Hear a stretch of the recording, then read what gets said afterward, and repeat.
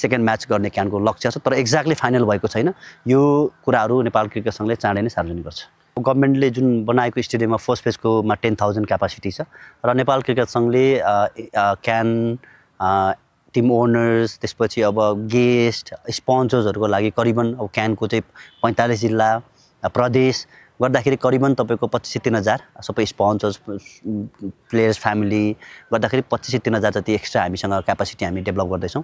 त्यसो हुँदा करिबन 13,000 जति दर्शक चाहिँ ओभरअलमा 13,000 जति चाहिँ यो अहिलेको फर्स्ट फेजमा टिभी क्रिकेट मैदानमा एडजस्ट गर्न सकिन्छ। अनि अझ व्यवस्थापक हिसाबले राम्रो हुन्छ, किनभने हिजो हामी खुल्ला चौरमा प्रतियोगिता आयोजना गरिरहेको थियौँ भने आज विथ प्रपर स्टेडियमभन्दा राम्रो र व्यवस्थित नै हुन्छ भन्ने क्यानको बुझाइ छ। प्लेयर्सहरूलाई ओनर्सहरूलाई चाहिने सबै मिनिमम रिक्वायरमेन्ट जे कुराहरू सबै कुरा क्यानले प्रोभाइड गर्छ।